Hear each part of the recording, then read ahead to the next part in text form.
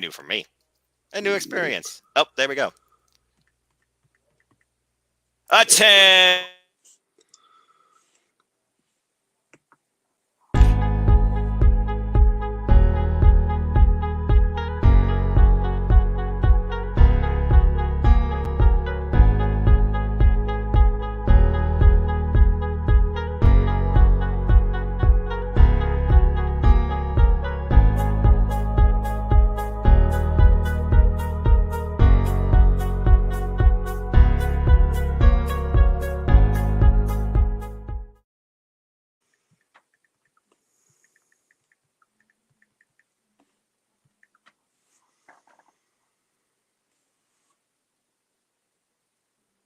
All right. Ladies and gentlemen, all right. Gather your artillery. Get ready for an all-out assault. The battle plans and the battle lines have been drawn as we head into war, as this weekend marks War Games once again for NXT.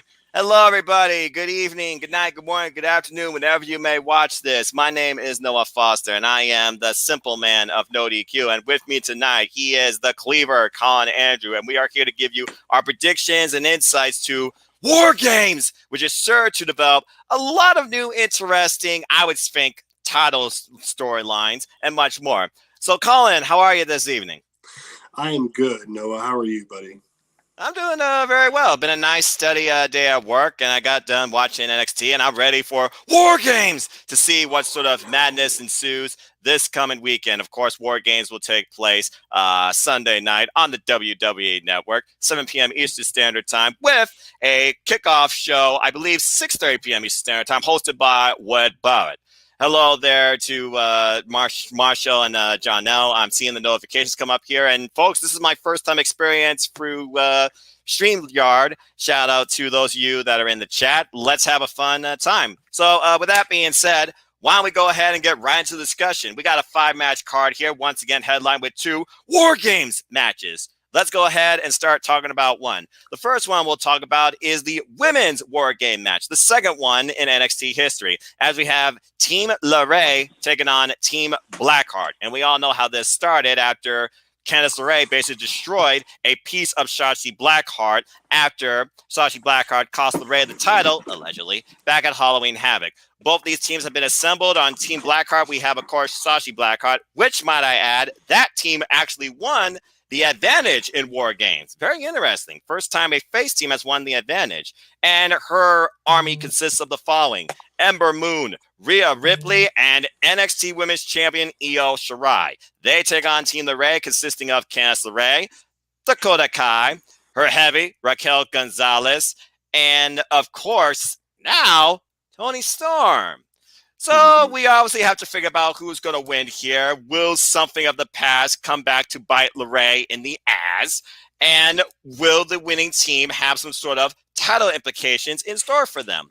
Colin, your thoughts on this match. Who takes War Games this year? I'm going to go with Team LeRae this year because last year we saw Rhea Ripley on the face team get the victory. We saw Rhea Ripley. Repeat, copy, paste, repeat.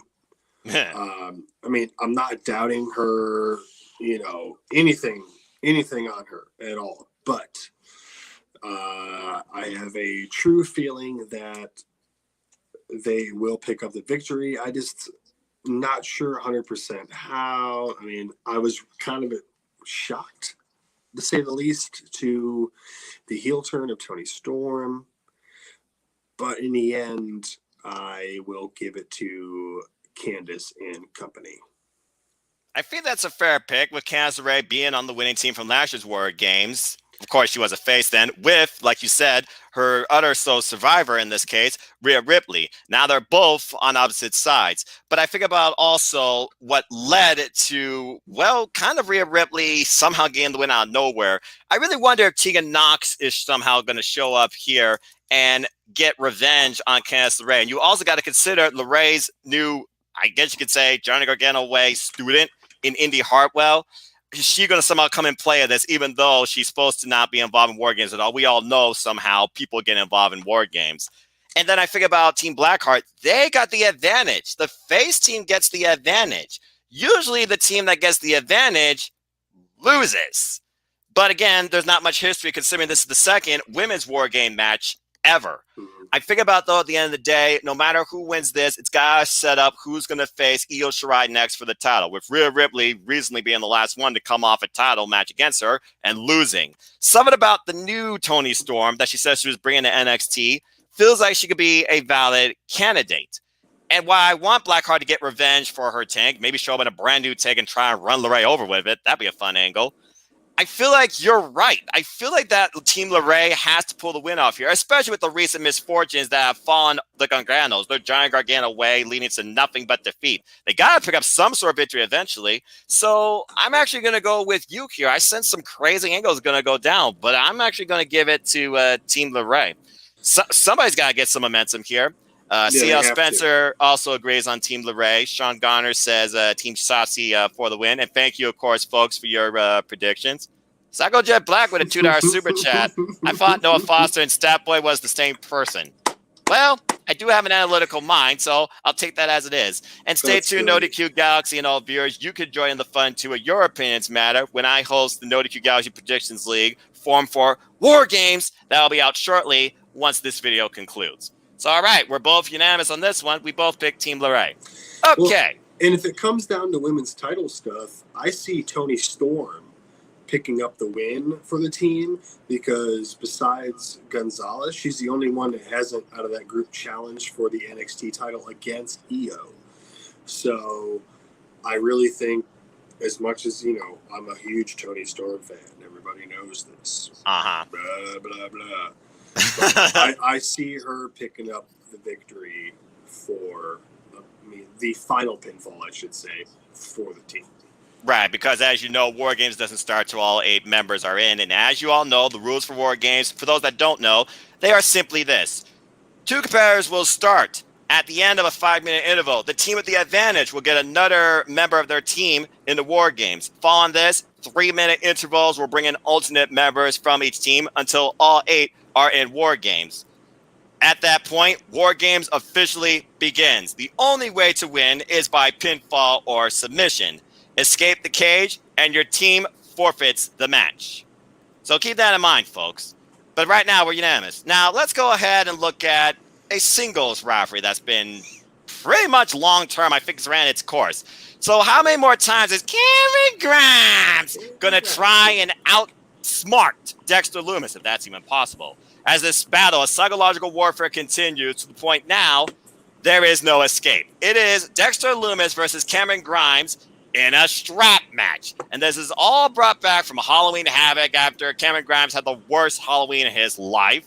Claims that he doesn't fear Dexter Lumis only to blind him. Yeah, in the blindfold match, he ran off. And now Dexter Lumis is like, okay, let's end this right here. We're going to be strapped together. There is no escaping me. You may be able to avoid my gaze. You can't avoid my fists. I think about this match, and I think about Dexter Lumis has to end this rivalry, okay? What's winning Cameron Grimes on the other side when both of these men are former challengers for the North American Championship, and I see both these men pursuing that in their future. Something in me, though, feels like Dexter Lumis, he needs to get the win here, and we need to move on from this rivalry. Dexter Lumis is my pick. Colin, your thoughts on this match and your pick. Cameron Grimes to the moon, baby. They need to do something with Cameron Grimes, okay? I mean, I know they've been trying to do stuff with Dexter Lumis, but Cameron Grimes should have won this NXT breakout tournament to begin with back when they did the thing with, I can't remember, what was it, ACH? I can't remember his name. Jordan Miles, was that it? Yes, Jordan Miles. I actually saw that live in NXT TakeOver Toronto 2 back last year. Yes, that's correct. So he should have won that instead of Take My Ball Home, Jordan Miles. And I know there was some stuff there or whatever, but they haven't done anything with Grimes. And Trevor Lee deserves more than that. And if, for those of you who don't know, Trevor Lee was Cameron Grimes before he was Cameron Grimes, baby. So I am going to differ on this one and go with Grimes time, baby. All I know is Dexter Lumis is a future champion waiting to happen, and he doesn't have to say a single word to get it. I get that. But I just have this feeling they're going to do something with old boy Cameron. Yeah. John L. Jackson with a comment here. Could you see any of these women coming up to the main roster after War Games, and who would they call up? Rhea. I think Rhea would have to be my first Rhea's candidate. The only one. Rhea's the only one out of the group. Sorry. Mm-hmm. She pretty much kind of already had a little send-off, if you think about it, with that little hug and embrace Io a couple weeks ago after the NXT Championship match on NXT. So I really think if anybody out of the bunch, because it's not going to be Ember. Ember just came back. Oh, yeah. It's going to be Rhea. I mean, we saw her with NXT during Survivor Series. We saw her whole little deal with Charlotte during WrestleMania season. She is the prime candidate to go up to the quote-unquote main roster, which she will be utilized less, but it is what it is. Well, again, NXT up to Raw or SmackDown, it's at, their own risk. I mean, Nikki Cross, Peyton Royce, they're on main event. Just saying. Ricochet's been on main event. Just saying. But yeah, I agree. Rhea Ripley, who's also had exposure on both Raw and SmackDown, the call-up has to be in her future, I think, at this point. Now, the fact that she says she's staying in NXT, we'll see how long that holds up. Because Vince McMahon, he holds all the cards at the end of the day, and the talent, too. All right. So, moving on from there, let's go ahead and look at let's go ahead and look at our only title match, actually, which is really ironic. The NXT North American Championship being defended in a triple threat match as the current champ, I can't believe I'm saying this name, Leon Ruff, defends the title against former champion Johnny Gargano and former champion even before then, Damian Priest. Leon Ruff, who just caught lightning in a bottle after Johnny Gargano had his own impromptu wheel, proposed his challenger, and Leon Ruff, with the shock in NXT history, he wins the title. Of course, Johnny Gargano won the title off Damian Priest at Halloween Havoc with the help of Ghostface. We've seen Ghostface now appear under multiple occasions, clearly playing psychological warfare on one Damian Priest. Now I'm wondering if it's more than just Austin Theory, which I'm pretty sure is one of them. And is Ghostface going to be the reason why Johnny Gargano could become, once again, and make history, 3-time NXT North American Champion? But I'm just saying, I'm not giving my pick. Colin, you start this off. Who's leaving TakeOver with that North American Championship? Johnny 3 times.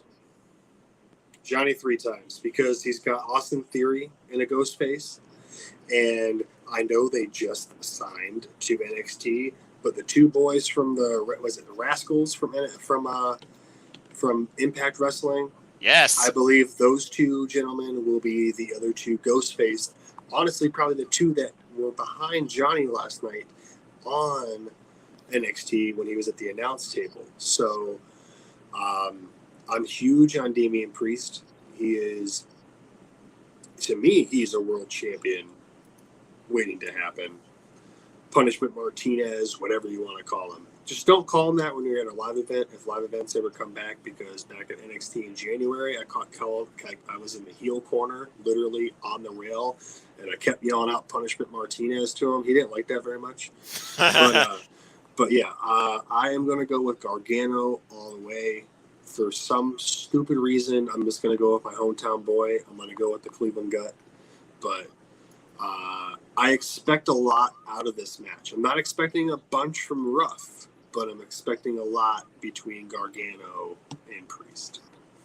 When you think about Leon Ruff could be the wow factor here. Imagine he catches lightning in a bottle twice. Or then again, was this just one fleeting moment, a filler in a bigger storyline where it looks like Damian Priest and John Gargano are still going to go after each other, but now Damian Priest will have to take on the team that is hashtag the John Gargano way, Team Ghostface, because I absolutely agree with you. I think John Gargano is going to use the former Rascals and Austin Theory to get him the NXT North American Championship for the 3rd time. Now, as far as what this leads to, who knows at this point? Because you got to imagine maybe all of them will unmask themselves and we have a new faction developing of 4 people to maybe take on another faction of 4 people down the line in a sub-rivalry. That's if that faction stays together, but I'll talk more about that later.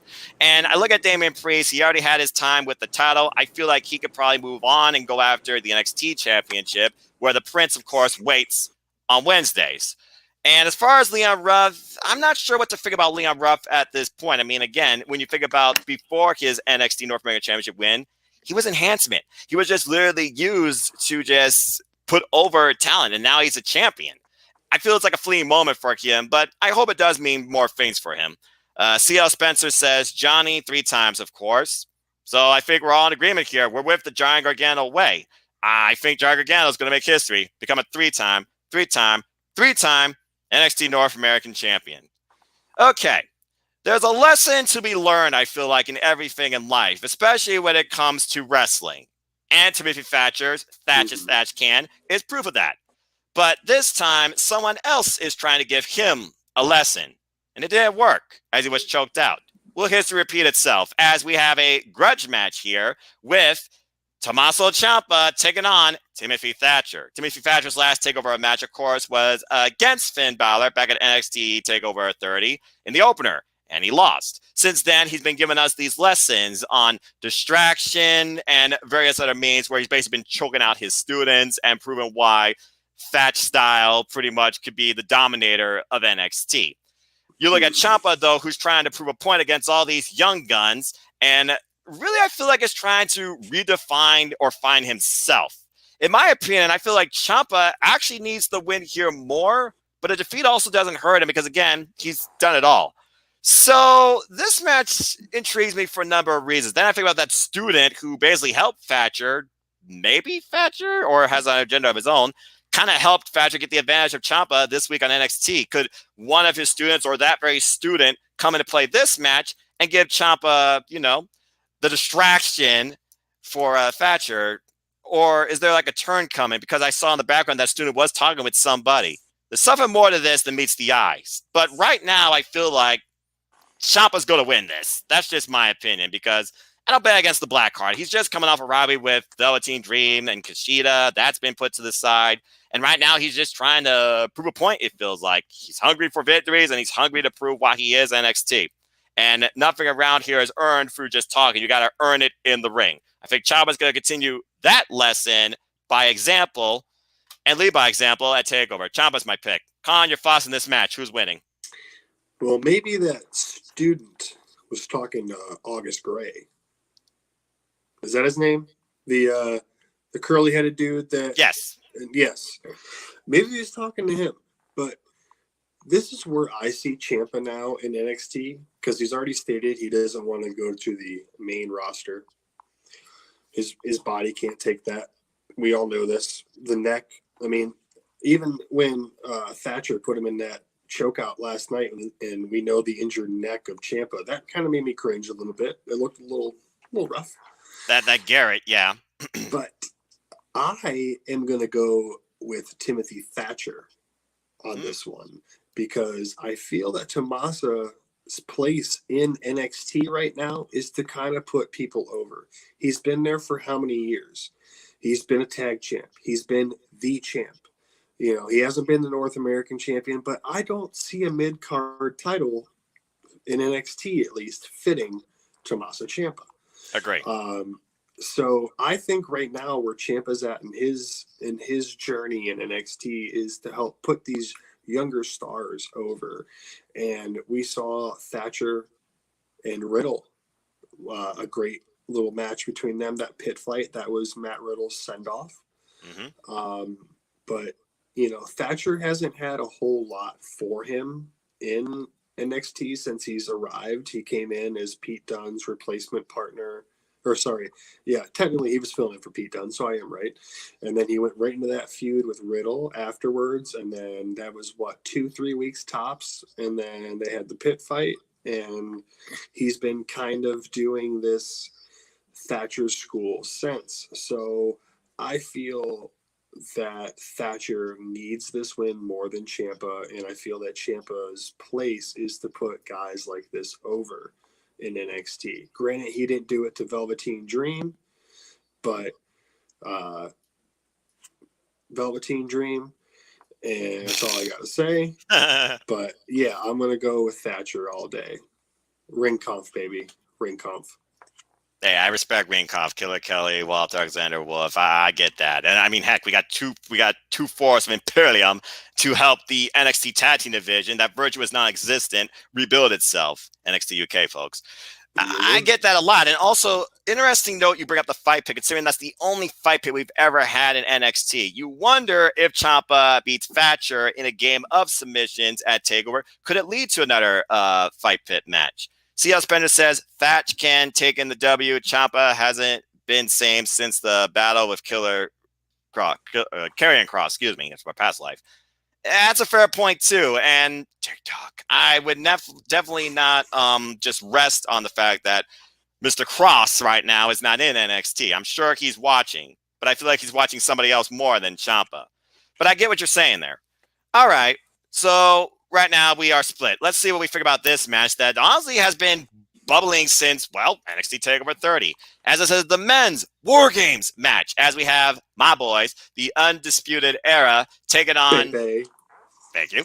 Taking on Team McAfee. This, of course, all developed back in NXT TakeOver 30, where Adam Cole, took on Pat McAfee in what was really a eye-opening match for a lot of people regarding McAfee's ability to carry himself in wrestling.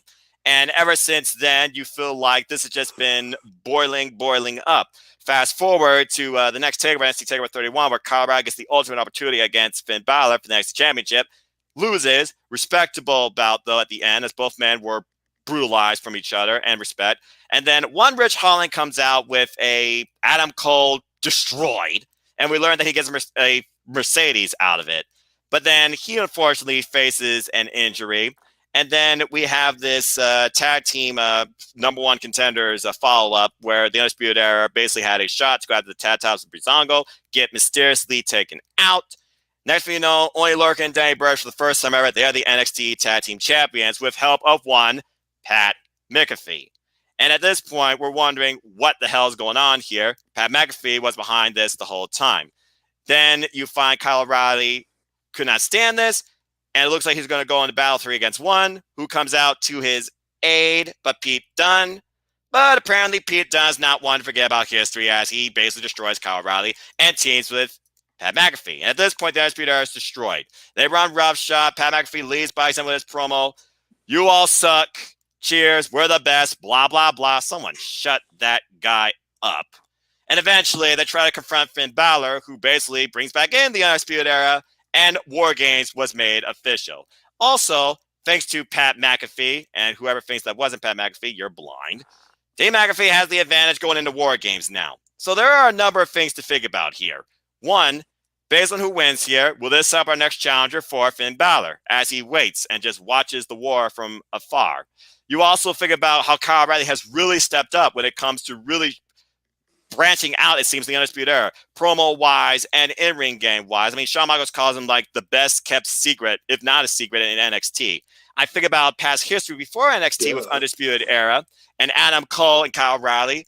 They are known to have had a former rivalry across Ring of Honor and New Japan Pro Wrestling.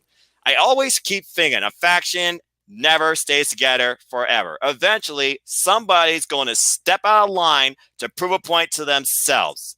Does this War Games set that up? Or do we postpone that and is something bigger going to go down here? Colin, your thoughts on this match? Who takes War Games? Considering the Undisputed Era hasn't won War Games since the very first one. This is the 4th men's War Games in NXT. Yeah, and I've been thinking a lot about that.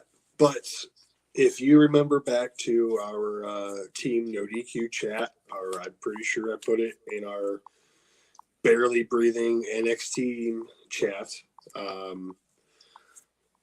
the night that we had that ladder match, when Kyle said, I'm the one, let me do it. So when it was Kyle versus Peter Dune, I put right in there, KOR turns at War Games.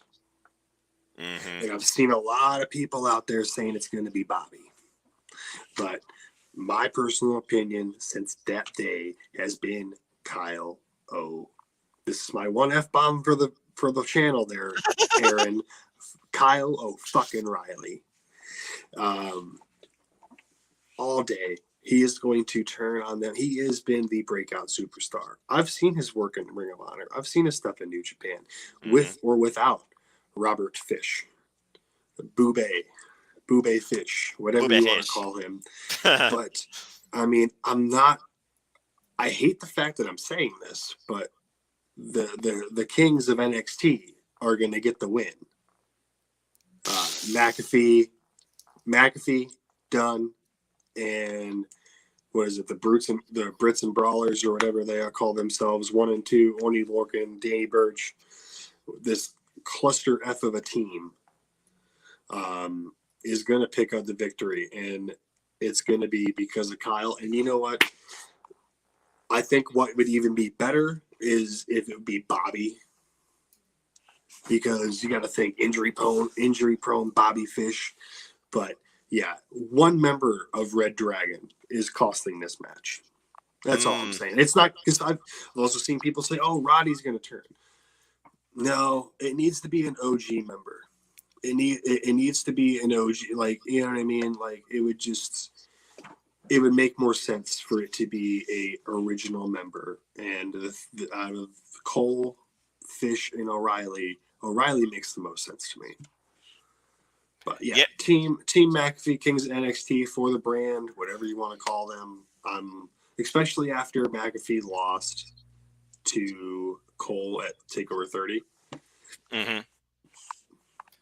I mean, that makes sense, but I like how you did bring up Roderick Strong, because for the longest time, there were teases of dissension in the Undisputed Era, starting with Roderick Strong, who looked like he wanted to one-up Adam Cole. Baby. But of course, he had time. I realized everything was on the same page since. Bobby Fish, he has been injured multiple times, but again, Kyle O'Reilly, Bobby Fish, they have held the tag team gold numerous occasions. And then you have Adam Cole, who has always led by example, but he never seemed like he did just for himself. He always did it for the Undisputed Era. And then, of course, you have Kyle O'Reilly, who since pretty much NXT TakeOver 31 has been beating himself up, and I feel like trying to prove a point to himself. You wonder, even before that TakeOver, when Cameron Grimes tirade about, "You're not the man. Adam Cole was always the head of the group. You'll always be in the shadow."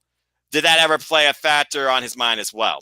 C.L. Spencer says, McAfee and company taking it. Hopefully Pete versus Finn for title one day. Well, with Pete Dunne involved more in NXT, that's a very possible combination, because I highly doubt we'll ever see Pat McAfee with the NXT title. Lord help us. Oh, God. I mean, we saw David Arquette with the WCW title, so it can happen. Okay, let's be honest here. I don't think you could say that Pat McAfee is going to be the David Arquette of NXT.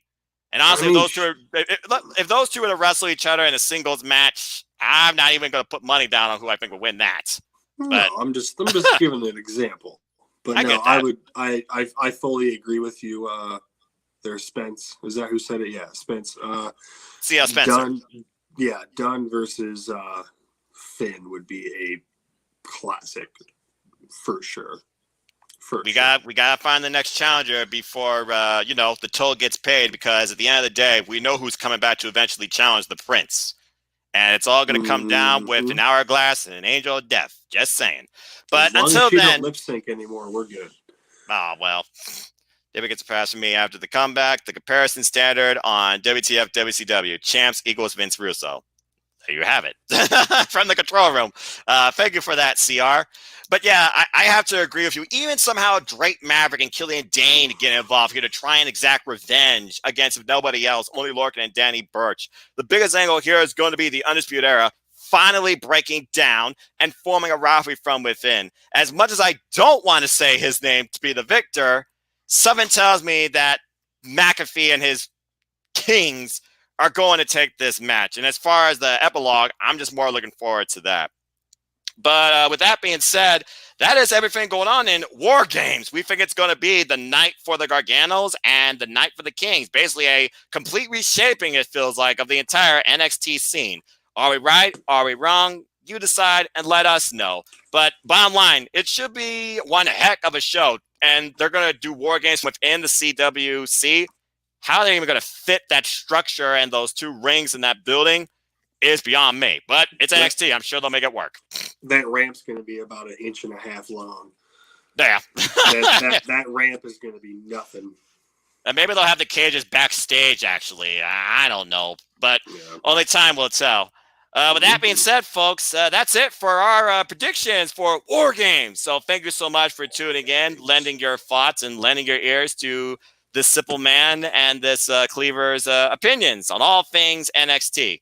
we, of course, are looking forward to the show. Colin, this was an absolute pleasure. Is there anything you want to plug or promote, or where can people find you? And any last thoughts? Yeah, so it should be interesting. War Games is always a fun time. It doesn't matter what brand it's under. It's always a good time. It's always something to look forward to. I mean, last year we saw KO come back. Who would have thought that? Nobody. But yeah, you can find me at the Cleaver Colin Andrew on YouTube. You can follow, if you're not watching on my channel right now, you can follow me there on Instagram as well. NoDQ.com/Colin takes you to my Twitter page. Support NoDQ.com on their website, on their Teespring, on their Twitter, on their Facebook, on their Instagram. Jeff Meacham and the Jeff Meacham Network, the JeffMeachamNetwork.com. Make sure to check that out, as along with the Greg Cherry brand. I mean, that's really about it from what I know. I have a personal Instagram that I don't plug anymore. That's why I made the Cleaver Colin Andrew one, so I could be like, my little work page, etc. But yeah, I mean, support Noah. Noah's has always been fun. Jerry, if you're watching, sorry you couldn't be with us tonight, bud. But good luck to you this Sunday. But yeah, good luck to you as well and the rest of Team No DQ as we have our second to last event for the year of 2020. Before that is correct. We all restart the clock and Sun gets to whoop our ass all over again for another year or something. I don't know, but I mean, I know you're what? You're close, aren't you? You're third or fourth? Third? I'm third place. The top four right now are Aaron Riff, me, Caitlin, and Sung, in that order. Yes. So, good luck to the rest of No DQ, and especially you top four. Make it happen. And if you like this video, make sure to share, subscribe, tell your friends, tell your dog, tell your postman, write it on the wall somewhere. I don't care. And make sure to pick up some sweet No DQ merch or Jeff Meacham merch or Virtue merch. And if you have not seen the finale for Wrestling Trivia Challenge, you need to go watch that, between Virtue and Greg Cherry over on the Greg Cherry brand on the No DQ channel and on Jeff Meacham Network. I believe it's on Jeff's channel. Don't shoot me if I don't remember. There's been a lot of videos this week, bro. But yeah. Besides that, Jeff, thanks for doing a simulcast on your channel and the No DQ channel. And if we're on Greg's, I can't remember. Thanks for that too. So Noah, hit us with the good stuff, my man. I mean, I already hit us with all the good stuff. You hit the prime cuts. I'm just the aftermath. I'm the bill. But hey, always a pleasure, Colin. So with that being said, I want to first say thank you, of course, to StreamYard and, of course, Jeff Meacham from the control room, allowing us to be a part of his network with the Greg Cherry brand and the Jeff Meacham Network. God bless you, sir, and your family. Thank you so much. That's the icon right there, folks, in ODQ. I'm just going to say that for the record. Again, thank you so much for allowing us to take part in this. I look forward to future projects with you, Jeff, and others among these networks and Synergy too. Things are coming together. With that being said, folks, you want to know more about me, though, know this. I'm just a simple man, not a commentator, and a lifelong fan of ... wrestling. There is an NXT title, too, but I can't turn my chair far enough. Sorry.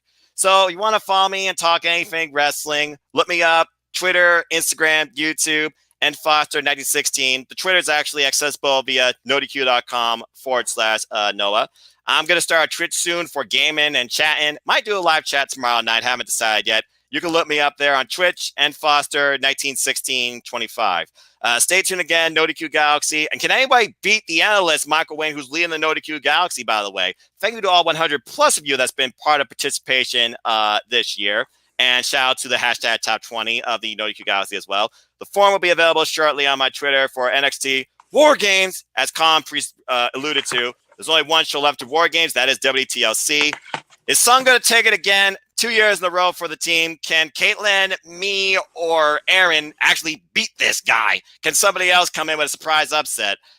Only time will tell. As always, like he alluded to, support No DQ. Buy a shirt, nodq.com/merch. Heck, buy a shirt from everybody. The Jeff Meacham Network, the Grab Cherry brand. Just support my friends. And as always, support wrestling. Support independent wrestling house, big and small. Let's keep growing this incredible, diverse, unique, elite, authentic, unscripted, unrestricted wrestling community together. Simple as that. With that being said, whatever channel you watch this on, I thank you again. Please like, share, subscribe, comment, tell a friend. Hit the bell note next video goes live on any of these fantastic channels. Hit the subscribe button. Help us keep growing these networks. Help us keep bringing the wrestling fun to you in any facet whatsoever and beyond too.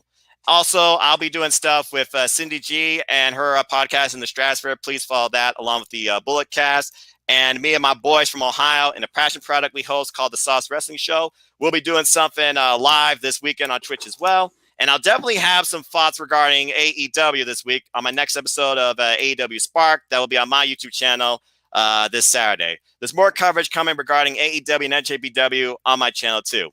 So until next time, take care, enjoy life. Tomorrow's never guaranteed. There has never been a stronger truth right now than that. Treasure your families. Feel good about every day you are here, no matter what situation you face or what news you see. Don't let the world negatively affect you. I wish and pray nothing but the best for all of you. And until next time, again, wear a mask so we can get past this friggin' pandemic. Y'all make such a big dang deal out of this. You have no idea if you just follow simple instructions what it could lead to. You want a brighter 2021? Then let's try and be smart and get through this freaking thing. Like I'm not taking the glasses off or I go on a full-on rant. But I'm done for now. So again, we're done here. Thank you again. On behalf of the Cleaver Con Andrew and from the control room, Jeff Meacham, I am the Superman Noah Foster. And until next time, just have a good freaking night. And enjoy NXT. Take care, guys. And remember, the McRib is back at McDonald's. Go get one. Do it. Give in to your arteries. Cheap plug. Cheap plug. Cheap plug.